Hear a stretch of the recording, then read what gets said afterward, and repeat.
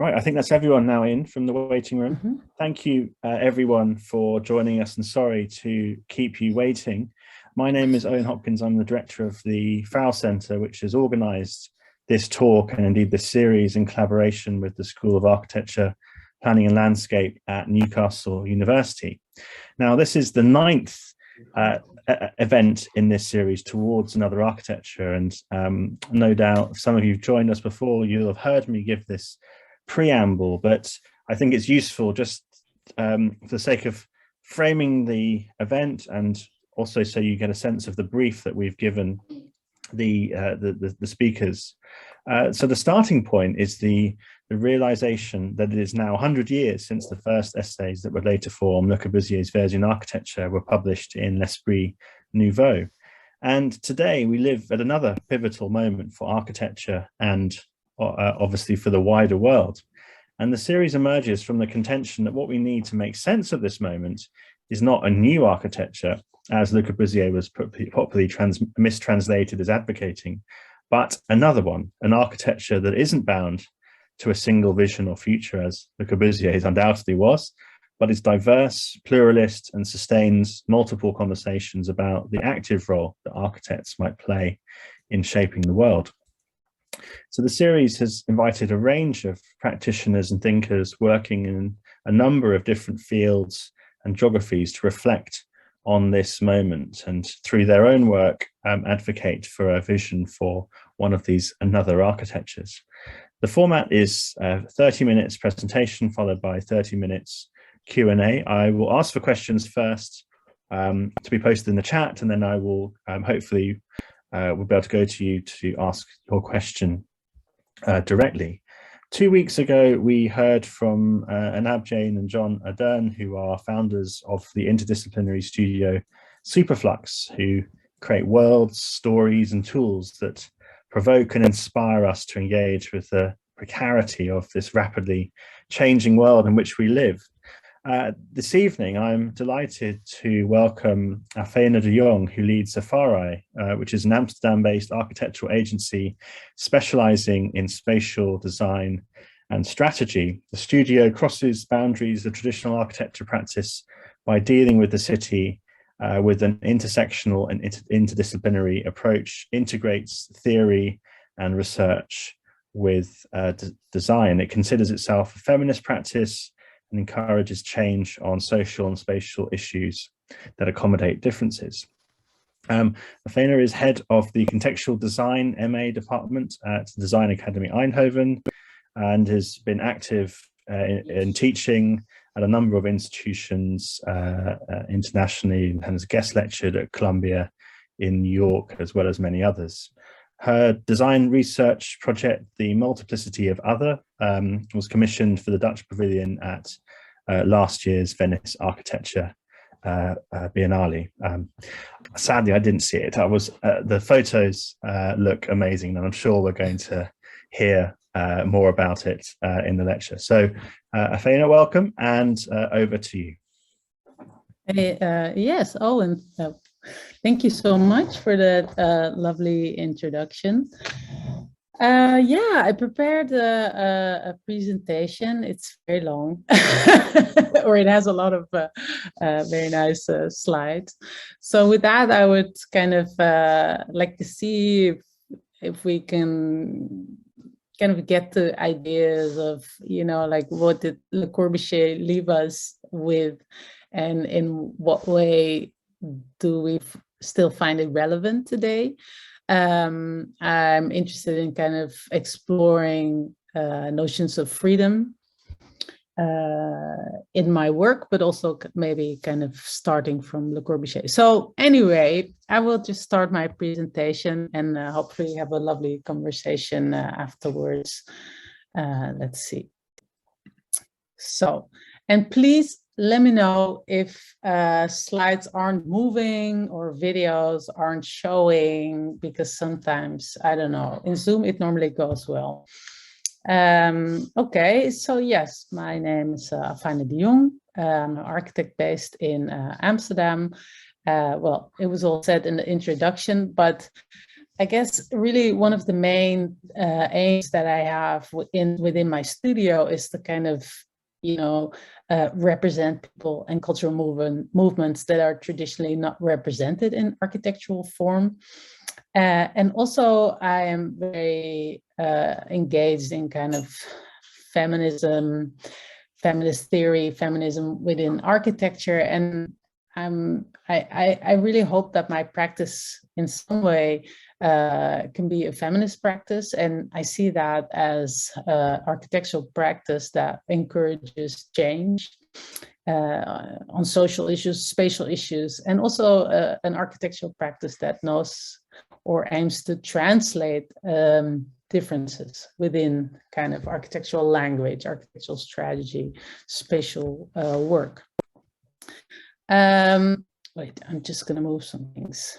So really my studio in a way is, this kind of merger of research, theory, and architecture. And in essence, it's really shaped around kind of also figuring out a formal architectural language that can represent kind of the complex identities and the complex cities that we inhabit together. So this is an example. I think my practice kind of works in different levels. One part is really kind of autonomous work. I found kind of within the art world, kind of, I always say we're on the boundary of art and architecture, and really in the art world is where I found kind of this space to experiment. And I do that often with my partner, Innovisions. And then there's, of course, also building, a lot of exhibition design we do, and teaching, writing. So that is kind of the whole set of things that I'm engaged in. And this is an example, really, I think, of a project that me and Innovisions did in Rotterdam. It's a couple of years ago, but it's really kind of the starting point also of articulating kind of that architectural language and really using graphics also as a way of kind of contemporary ornament. For this project, City of the Sun, we were very interested in creating kind of like a spatial installation that could represent Rotterdam in all its vibrancy and all kind of these different lifestyles that are there within that city. This is kind of a sketch. This was a sketch model that we started with. Oh, that's kind of weird. And this is another kind of autonomous installation that was part of an exhibition at the Storefront for Art and Architecture. And it kind of went into the idea of what kind of spatial representations can serve as a souvenir of a place, or in this case, kind of a neighborhood. And we had the neighborhood of Brownsville in Brooklyn and East New York, some of the few places that weren't gentrifying at the time.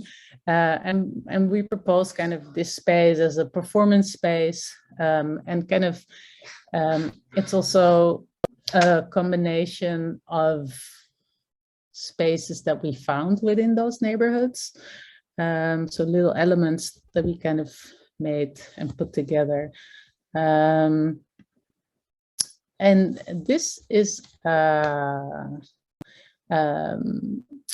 spatial installation that I designed together with Innovisions for the Venice Biennale in the Dutch Pavilion.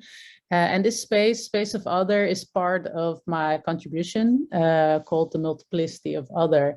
And basically the idea was that we create this performance space within the Dutch Pavilion, and kind of within that performance space, the idea was that we would invite different thinkers and practitioners, designers, architects, artists, to kind of together explore yeah, how can we do things otherwise, you know? So this space was really kind of the complete opposite of the Dutch pavilion. So it was kind of like really transparent, really light, it was floating, it was really colorful, it was, you know, round. So kind of the opposite of this very rational, wide cube space. And the multiplicity of other, this is the manifesto, just to kind of kick off the thinking around it.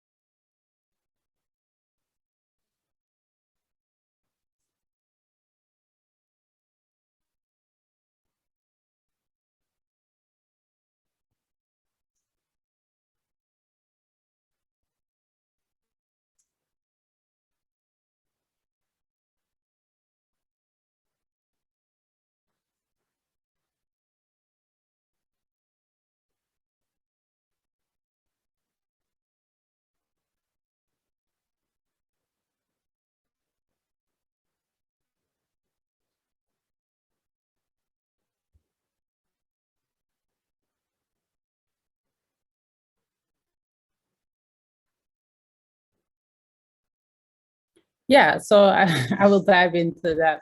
I mean, the idea of the multiplicity of other is kind of, you know, like we're all as architects inhabiting this design paradigm, you know, architectural paradigm that's been taught to us within the architecture schools. So I think that's a very narrow set of kind of ideas, aesthetics, knowledges, practices, methodologies. But then at the same time, we live in a world that is getting more and more complex. So as we're kind of navigating all of these ideas of, you know, diversity, inclusivity, I think it's also important to realize that, you know, it's really not about kind of making play. I mean, I think it's important to make plays for people who have been outside of kind of these dominant institutions, but then at the same time, you know, like the multiplicity of other is really like it is a set of knowledge. It's like a world that has existed for many centuries outside of the dominant paradigm.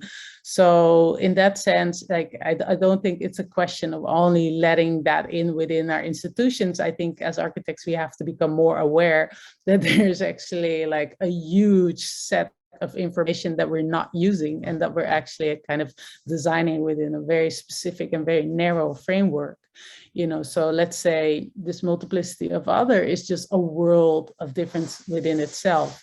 And I really think that, you know, like by us not kind of being aware of it or sourcing it or making it part of our practice, you know, like we're missing fundamental knowledge that we need to kind of design in a proper way.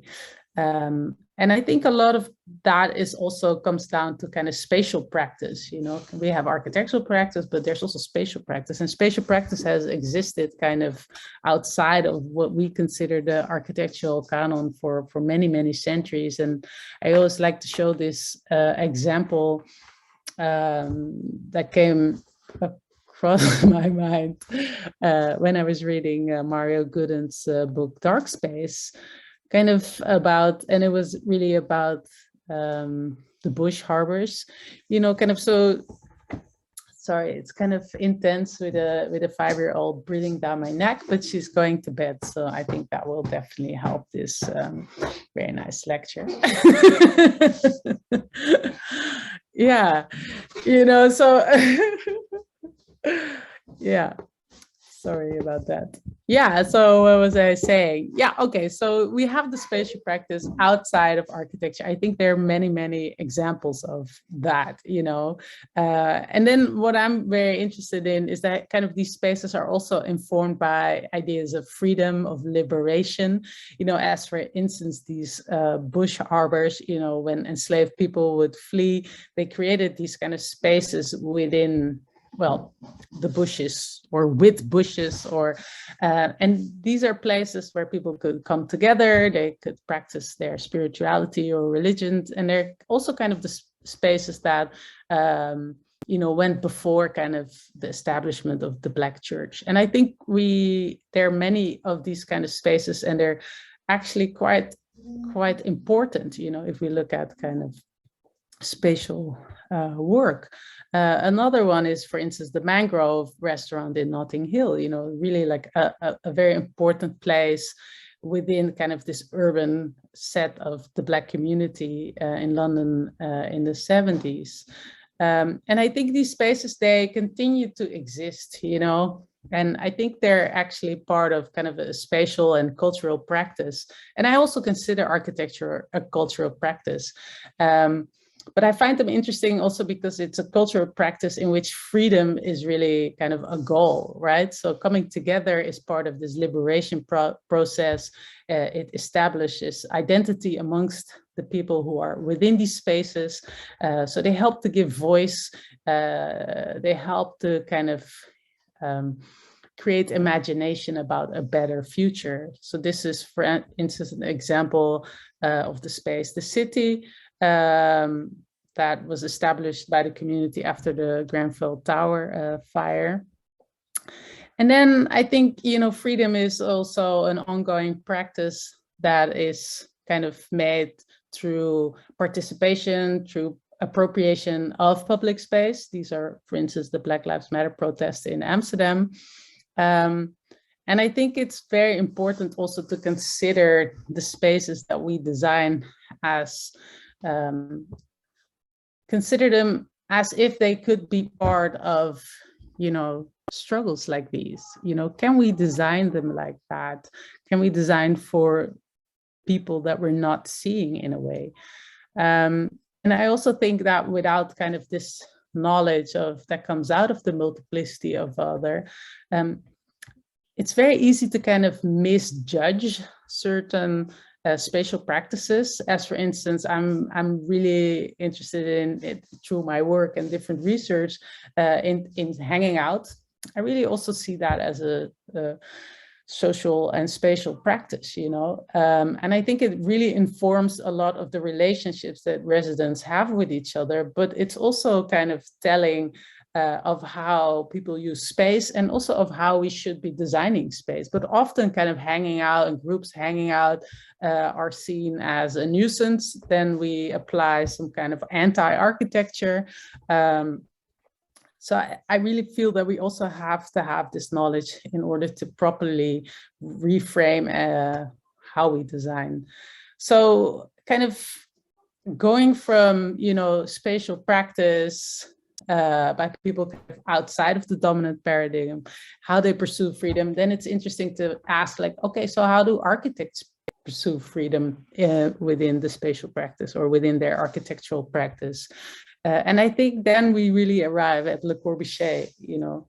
I think he really kind of approached architectural freedom through the development of the open floor plan, you know. So kind of freedom to have all these aesthetic possibilities, you know, and through kind of, yeah, new technologies, he was able to do that. And I think, you know, out of that kind of pursuit of freedom, we get kind of also the thinking around kind of modernist universal man, you know, and I think they're very fundamental to the architectural practice that we're being taught, still being taught, so 100 years ago, but still being taught in a completely different world. So I think these two notions of freedoms are completely different, right? If you compare them to kind of the freedom pursued by the or within the multiplicity of other. And I think that in a way is also problematic, because where the architect sees freedom, you know, unfreedom exists for others, you know. So where we see like an open site full of possibilities, that actually has implications for others that can lead to them actually having less freedom. And I think that also comes with the idea that we're being thought of the site as, you know, a container that holds our ideas, or if we can look at the site as, you know, a subject, as a place where we should see many social relationships, histories, etc. So I think this also ties in to the idea that of tabula rasa, you know, and I think Le Corbusier is, you know, very, that was something I think also very much within his practice, for instance, in Ethiopia, you know, like he saw that as Addis Ababa as kind of a tabula rasa, you know, where he could portray all his ideas in, even though this city had been there for centuries, right?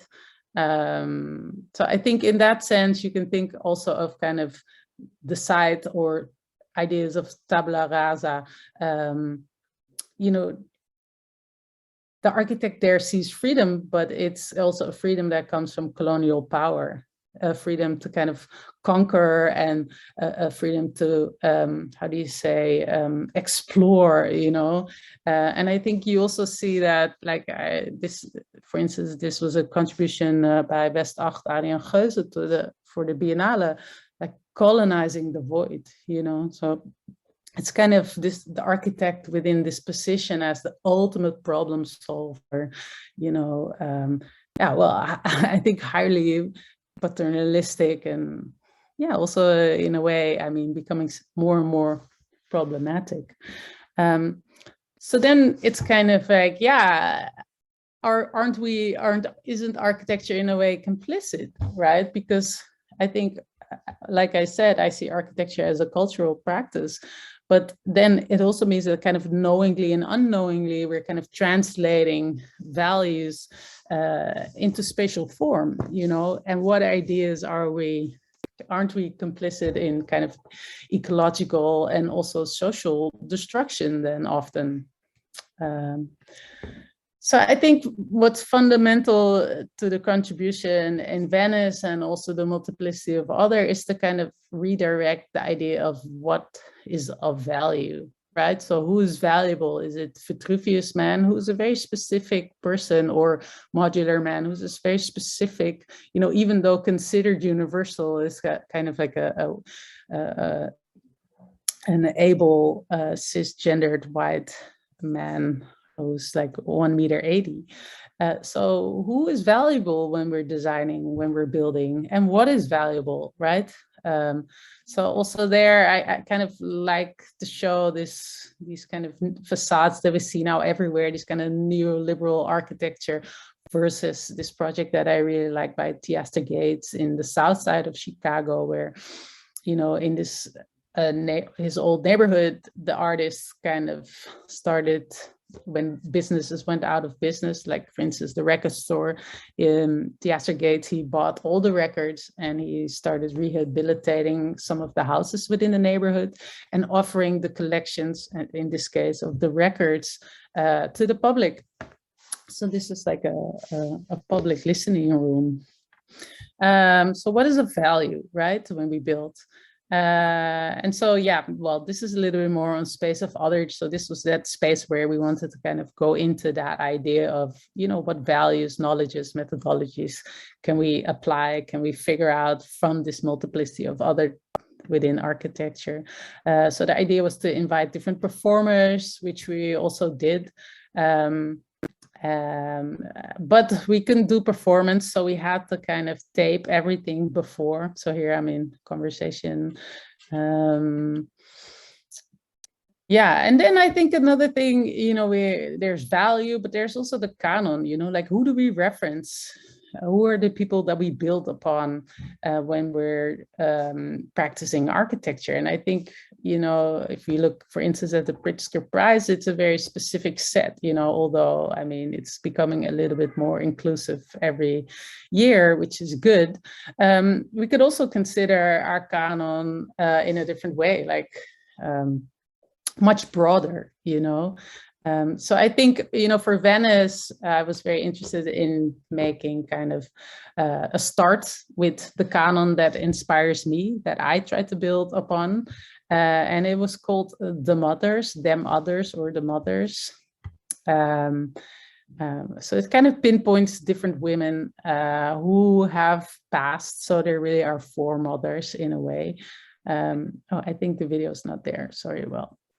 And another thing is vocabulary, right? Like we also need glossary, we need lexicon, we in a way do need semantics to figure out what it all means, what words we don't have.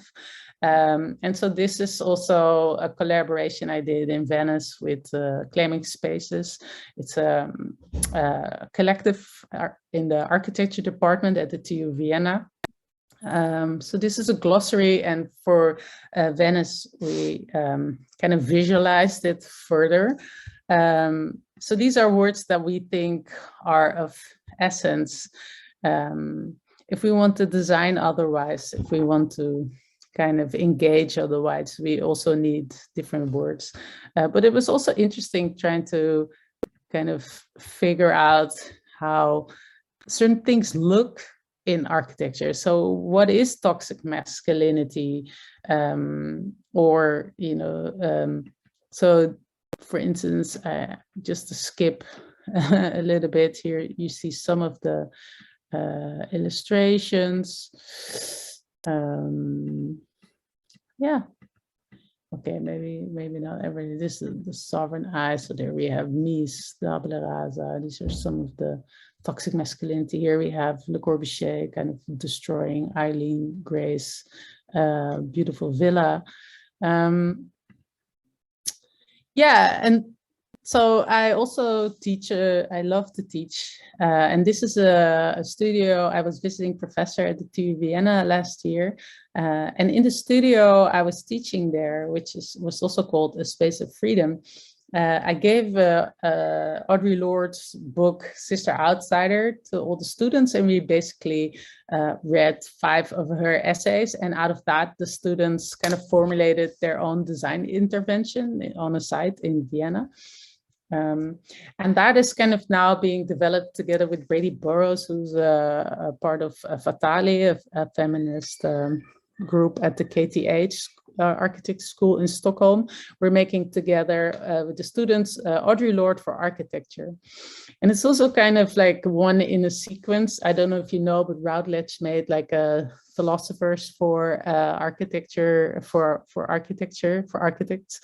Oh yeah, feminist thinkers for architects, and of course there was like one woman.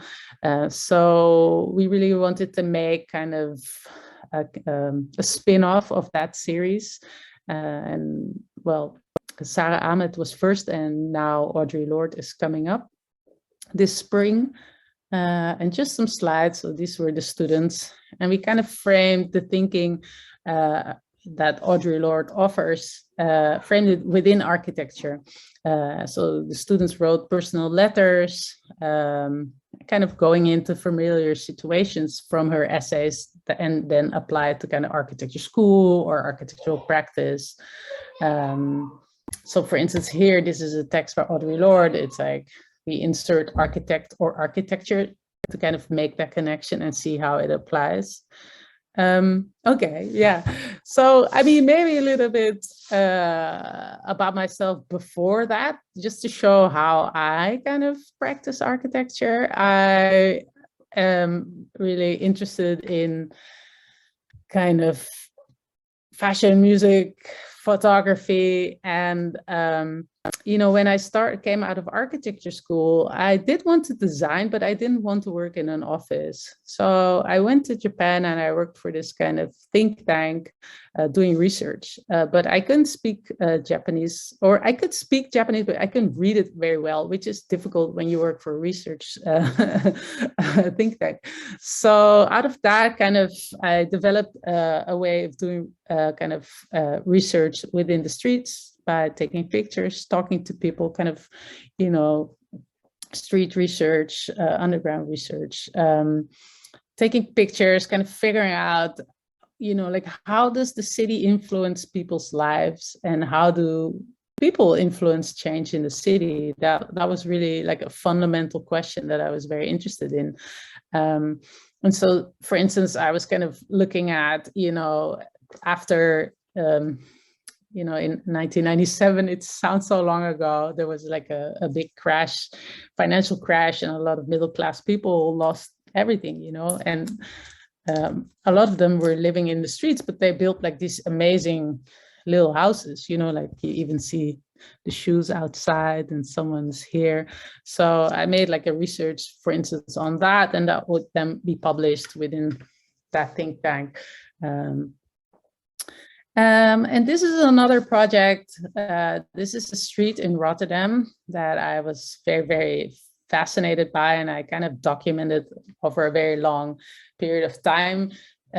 Also kind of looking at how it gentrified, but most of all, I thought it was such a good street because, you know, like all the cultures in Rotterdam kind of came together there. You know, it's like this high street, and everyone would kind of cruise by in their cars and, you know, hang out and meet and do shopping.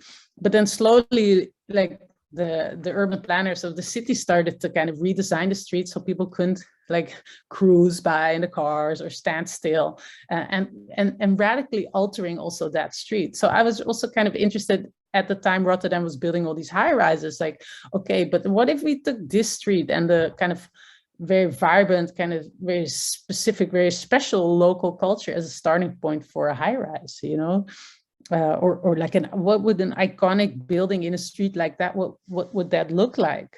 I think that's so this is kind of the street, you know, all the corner stores. It's like gold shops, like Caribbean gold shops. It's like places where you can send packages abroad, black hairs salons, and Chinese restaurants, Indian, well, a bit of everything, right? And this is kind of like one of the beautiful cars I always saw driving by. So I was kind of documenting, you know, like, okay, so how many, what's happening here? So many cafes, so many like tokos are like tropical shops, or jewelers, house, you know, bell house. Yeah, how do you translate that? You know, like a small shop where you can call abroad.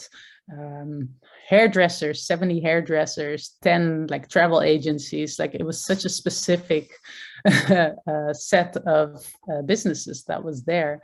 So here just a little bit an illustration, hanging out. This is, how am I doing for time actually? Well, here just a video to kind of illustrate. Maybe I made two.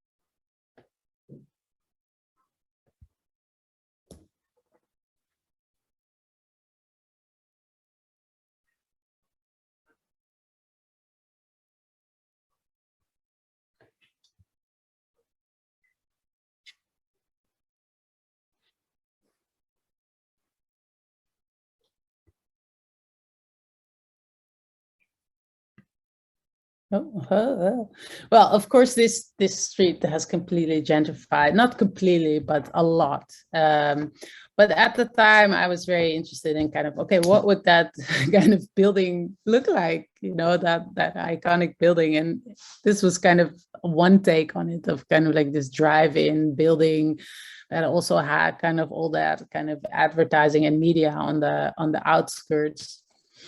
Yeah, this is like also I kind of like working in the existing city, and this is a project in Rotterdam that I did. It was like an old train station that had all these kind of squatted spaces, and when I was asked to renovate, I thought it was very important to kind of make it, to set up the plan in such a way, the development, that kind of the people who were already in there could also come back afterwards and not be priced out. So in doing that, I kind of like made smaller spaces, bigger spaces, so that it really became like a 2.0 version, but still you know, like accessible to those who were there before. So basically, we took out everything. This was on the right, was what it looked like before, and we renovated the whole arches, put in new facades, and it was really like this underground place where people would come together and party. And there was these underground kind of galleries there, and then slowly, it kind of, well, it became like a new version of that. So the clubs came back, the restaurants came back, and I kind of also for the first time used, not the first time, well, kind of the first time used graphics there to kind of play with the scale. And also because there was not that much money, so you also need a way to kind of give it its own identity, I think. Yeah, this is a book I made a couple of years ago, and it kind of goes into that question that I asked in the beginning, you know, like how do people influence change in the city, and vice versa, like how does the city affect our lives? And I'm, as an architect, I'm really interested in how people affect change. I'm really interested in people. I try to place myself. I am also one of those people, you know, like I'm not trying to design from this kind of high up viewpoint where I know what is best. Like I am also the person I'm designing for in a way. So these are just some spreads from the book, also as a tribute to people who make the city, you know. And this is a project I did in Amsterdam in Southeast, and I was approached by the municipality because they had this issue with like grown-ups hanging around in public space. And you have to understand that this is a very multicultural neighborhood that was kind of pre-gentrification. So all of a sudden, you know, public space becomes this kind of battle zone where all of a sudden the residents are not welcome anymore because, you know, because my question was like, the question for me was, is there really a problem? As it turned out, the grown-ups who were hanging out in public space were actually people who lived there, you know. It was, so there you see that kind of the municipality couldn't see it as kind of a local cultural kind of spatial practice, but saw it as something that, you know, affects kind of if this neighborhood would gentrify or not. So what I propose is to kind of make this live-in billboard, and with posters that kind of show different ways of hanging out. And there you see kind of the office worker. This is not kind of labeled as a grown-up who's hanging around in public space, right? So it's kind of a euphemism for Black people hanging around in public space. So we put these billboards in different places in that neighborhood, which is a huge, huge part of the city. And people would come up to it and be like, yo, what is this? You know, and there the conversation kind of started, and the conversation became a public one because we would make kind of these billboards with what people were saying. And then it became something that other people started to react to.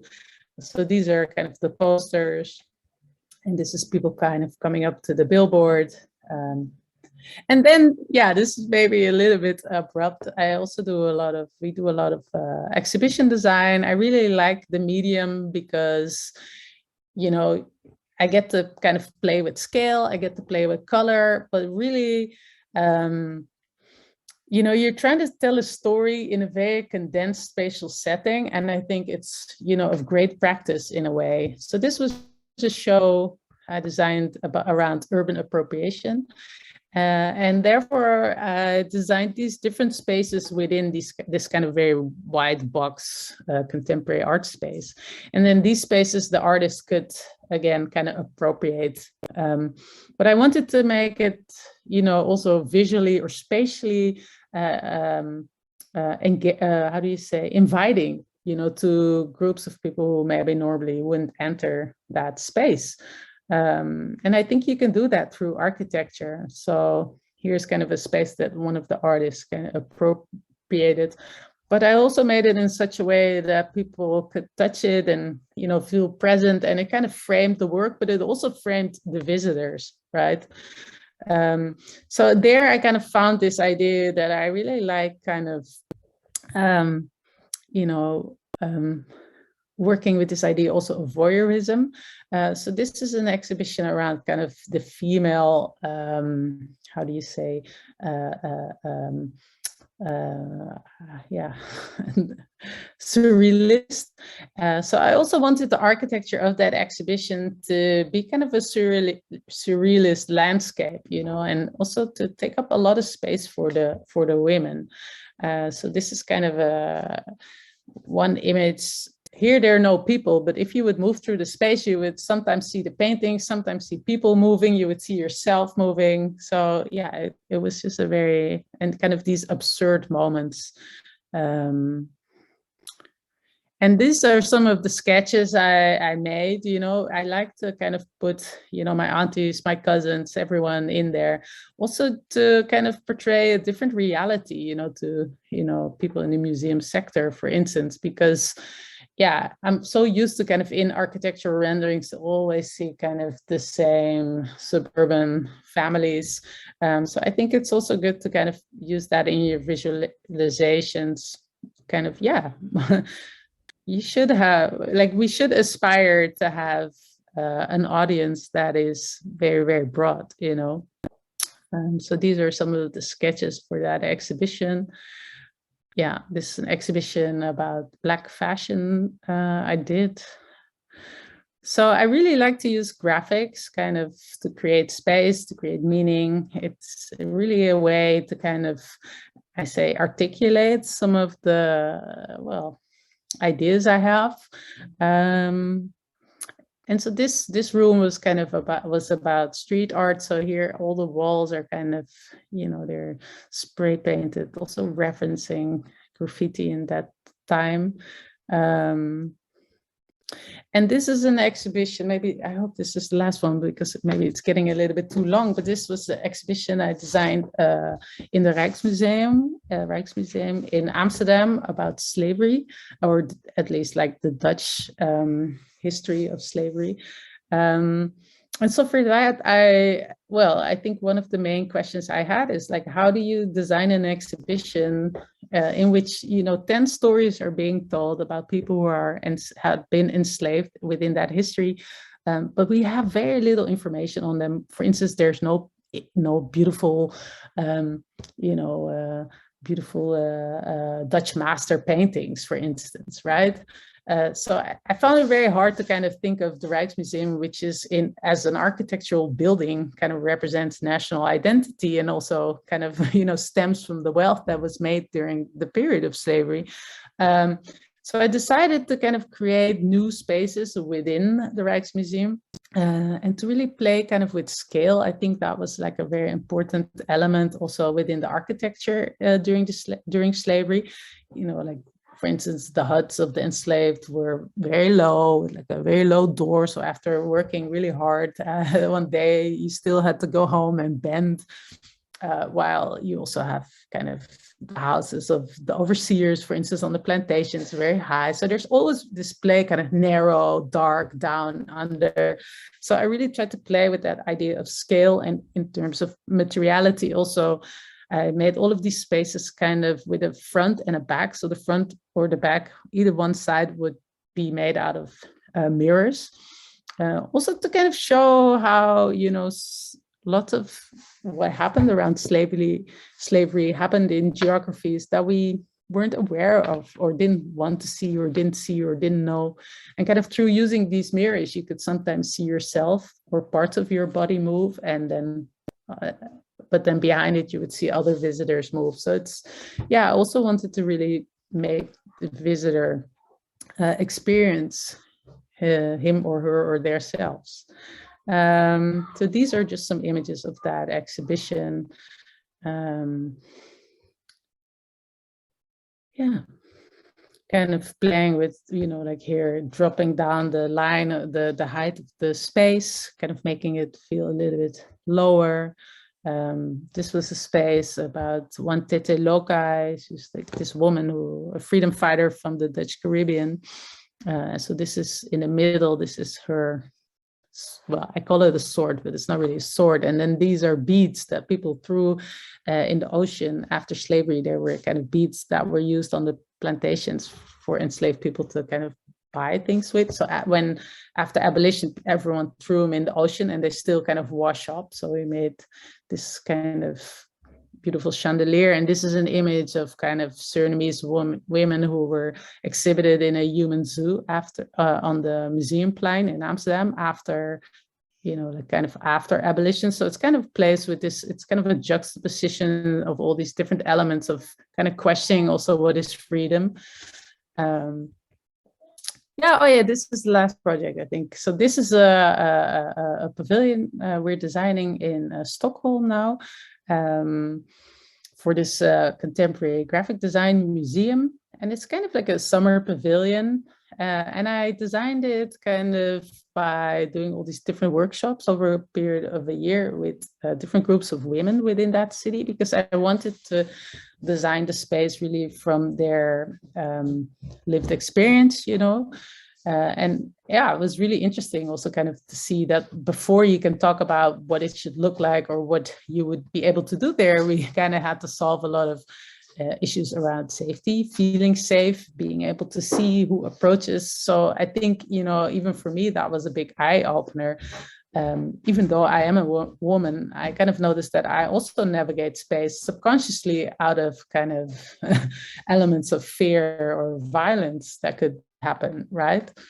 So this is just an idea of how this pavilion will be placed within that park. And then one of the things that really frustrated me when I was working on it was that I only could find these kind of female scale figures that were kind of with their hands like this or like this, and just really kind of out of date. So we did like a body scanning workshop and invited the people who lived in the neighborhoods around where the pavilion will be built. And so they came and we did the body scan and created this whole database of real life people, of real bodies that can inhabit the pavilion.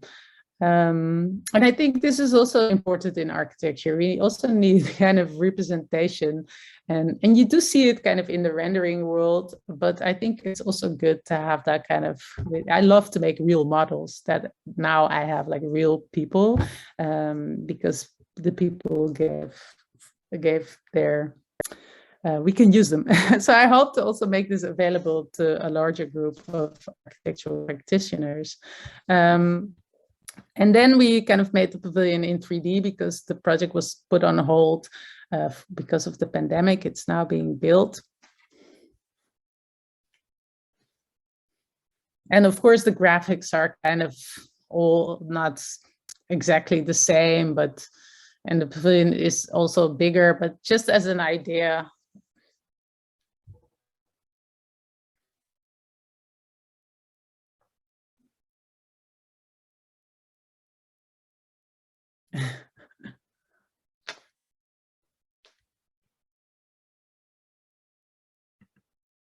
Oh,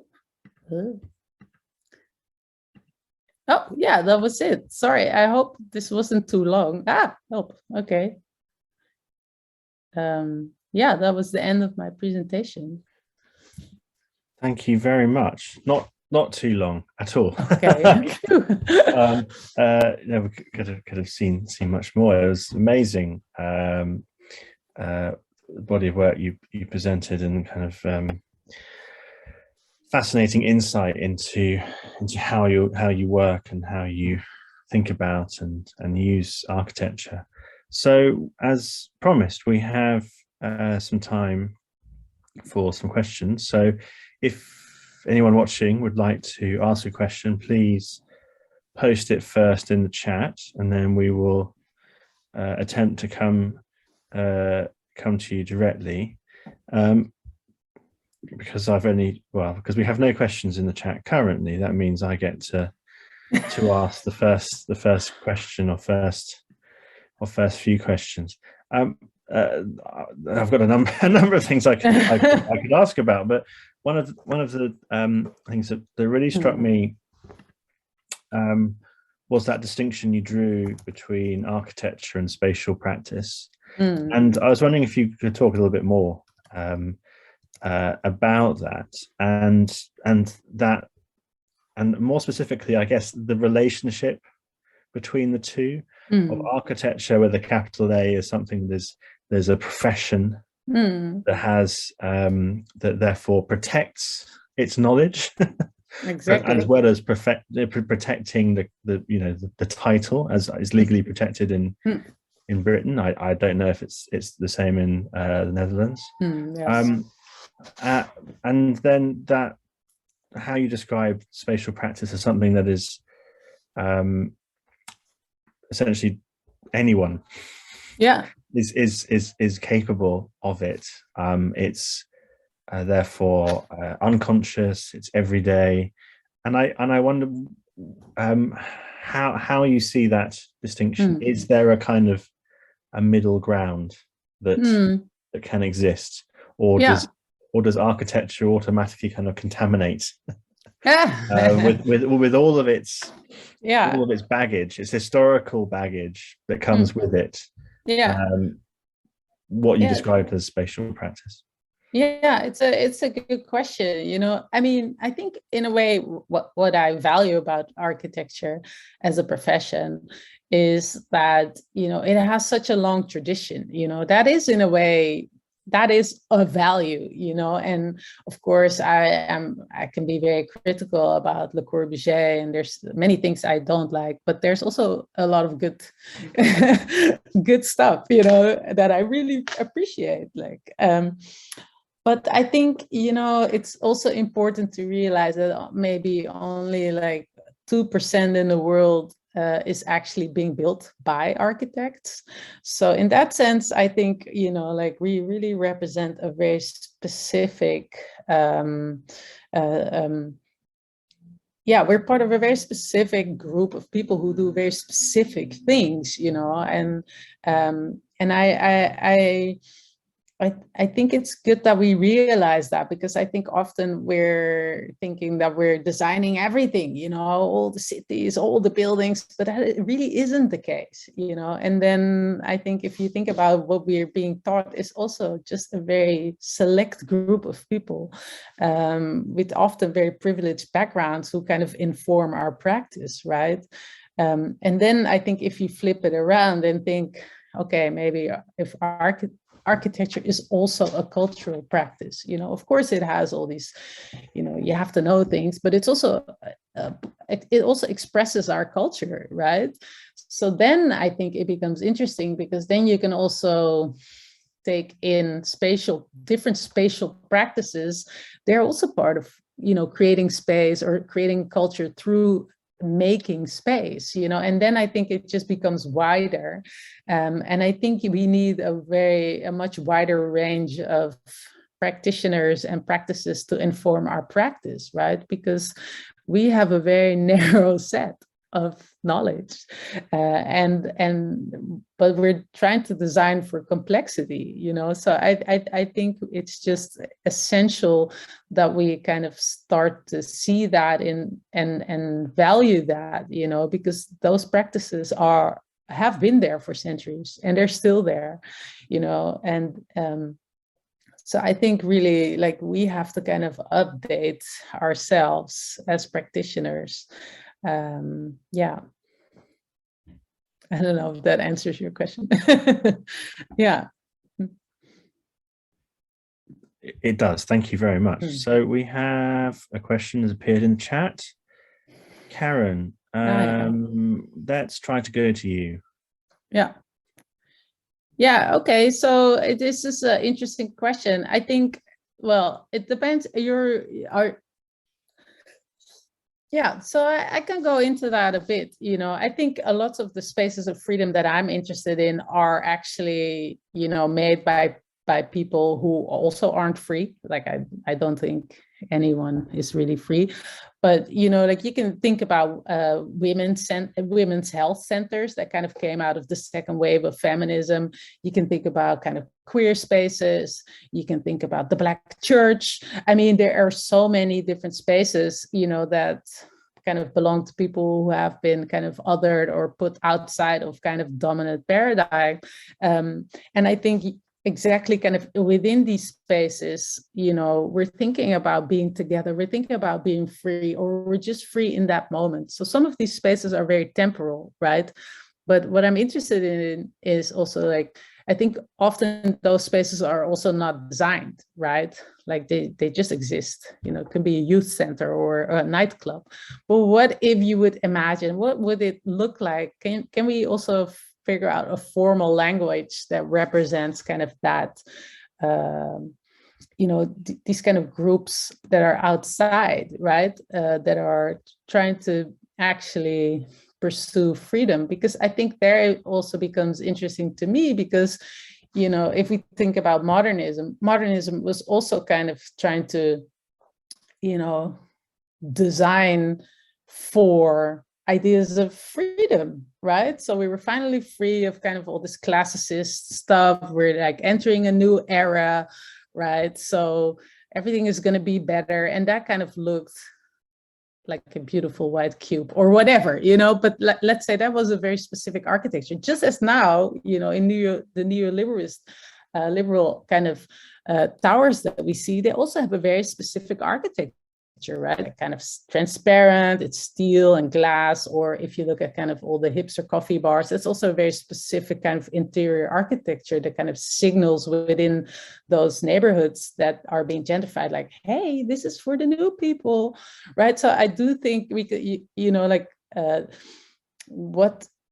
how the architecture looks also represents certain identities or certain ideas, you know, even ideas of freedom. So I don't think it's a utopia. I do think you can view some of these spaces as heterotopia, but, you know, like, yeah, in that sense,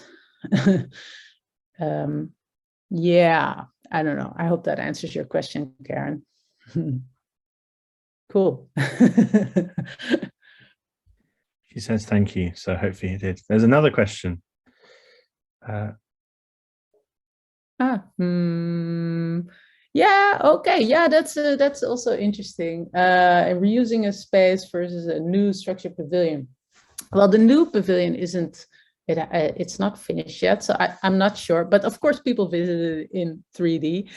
I like both in a way, you know. I think when you're working with an existing building, then there's already history, right? So people already have a certain attachment. And there, I think the trick is in a way to kind of keep those spaces connected also to the people who have been stewards of those spaces and the communities that have been stewards of those spaces over a long time.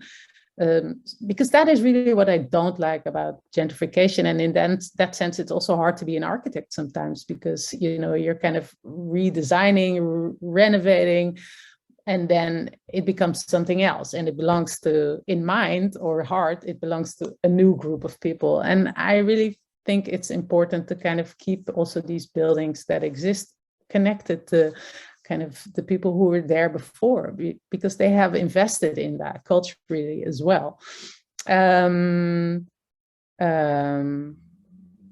And then I think, you know, with the new pavilion, yeah, I don't know, it's new, right? So you can put something fresh and also play with the aesthetics a bit more because you have more freedom. Okay, so yeah, I hope that answers your question. Dismissive people when you question the canon. Yeah, well, yeah, of course.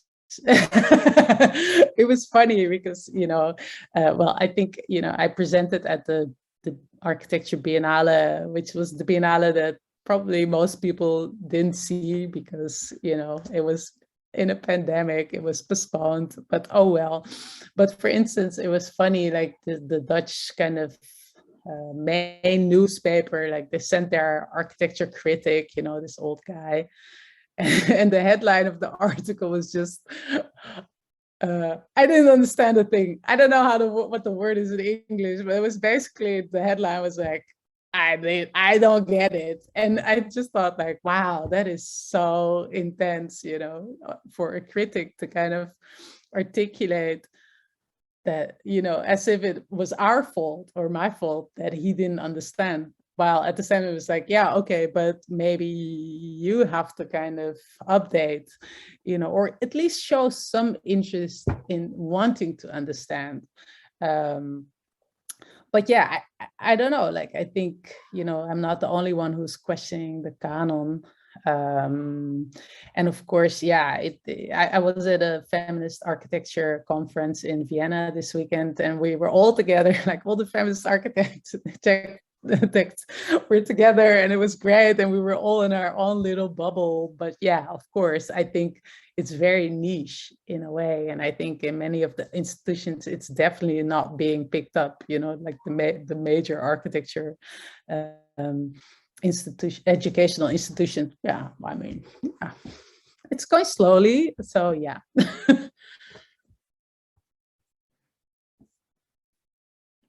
Where do you go to find unorthodox architects? Definitely Instagram. Maybe they're also all leaving to, I don't know, what's the new app again? I forgot the name. But anyway, yeah.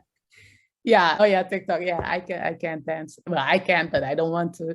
But yeah, no, I definitely meet most of the new, nice, interesting architects on Instagram. Yeah.